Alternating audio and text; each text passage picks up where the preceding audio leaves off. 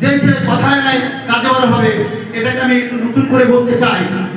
আমাদের দেশে সেই নেতা হবে তবে যে নেতা কথায় নয় কাজে বড় হবে।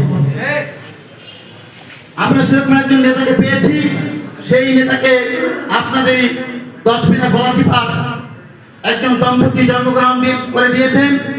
তারই সুবাদে আমরা তার মতো একটি সন্তানকে আমাদের আদরের যত্নে রাজপথের কার্যক্রমে তাকে আমরা নেতা বানিয়ে দিয়েছি। এখন আমরা তাকে পাঠিয়েছি আপনাদের এলাকায় নির্বাচন করতে। কথা হচ্ছে আপনারা তাকে জন্ম দিয়ে এত সম্মানিত হয়েছেন, এখন সেই ব্যক্তি আপনাদের কাছে নির্বাচন করতে গিয়েছে। যদি আপনারা তাকে ভোট দিয়ে এমপি বানাতে পারেন তাহলে আরো একটু বেশি সম্মানিত হবেন বলে আমি মনে করি। তাই আপনাদের যে সুযোগ হাতে এসেছে সেই সুযোগকে হাতছাড়া করবেন না।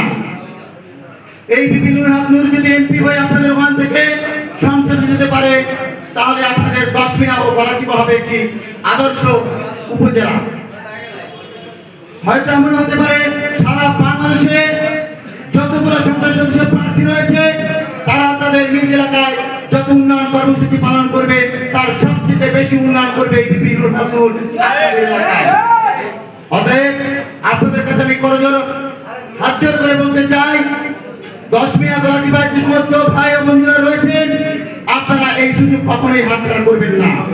আপনাদের একটি মূল্যবান ভোটের মাধ্যমে বিপিনুর হক নূরের ট্রাক মার্কাকে জয়যুক্ত করে সংসদে পাঠাবেন।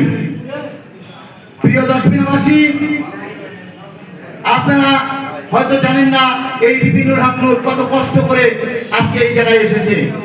এই বাংলাদেশের মানুষ, বাংলাদেশের যুবক সমাজ যখন রাজনীতিকে বলতো আই হেট পলিটিক্স, এই বিপিনুর হক নূর সেই যুবকদেরকে শিখিয়েছে আই লাভ পলিটিক্স। অতএব এরকমের একজন ব্যক্তিকে যদি আপনারা সংসদে পাঠাতে পারেন আপনাদের গলাচিপা 10 মিনা কত দূর এগিয়ে যাবে একটু চিন্তা করে দেখুন। যে মানুষটি সারা বাংলাদেশকে পরিবর্তন করার ক্ষমতা রাখে সেই মানুষটি গলাচিপার যদি সংসদ সদস্য হতে পারে তাহলে গলাচিপা 10 মিনার অবস্থা কি হতে পারে।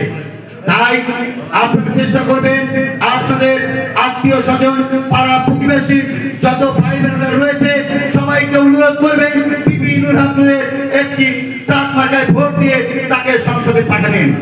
প্রিয় ভাই ও বন্ধুরা, আপনারা জানেন বিএনপি থেকে গলাচিপা 3 আসনটি আমাদের দলের জন্য ছেড়ে দেওয়া হয়েছে। তাই বিএনপির ভাইদেরকে বলতে চাই আপনারা আপনাদের হাইকমান্ড যে নির্দেশনা দিয়েছে যে সেখানে ধানের শীষের কোনো প্রতীক থাকবে না, সেখানে ট্রাকের প্রতীক থাকবে।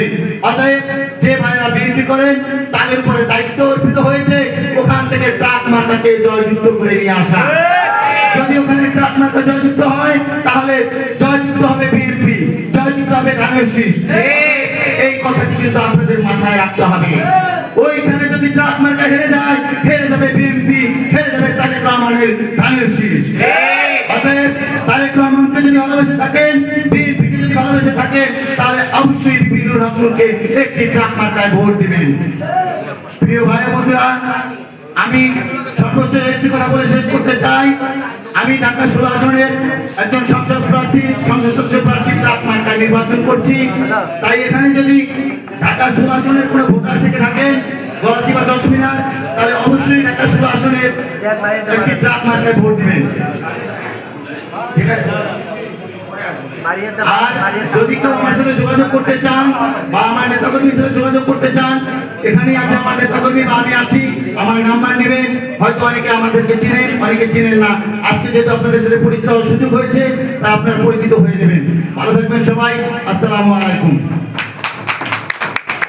অসংখ্য ধন্যবাদ জানাচ্ছি মামুন ভাইকে চমৎকার বক্তব্য উপস্থাপন করার জন্য। মামুন ভাইয়ের জন্য দোয়া রইল। ঢাকা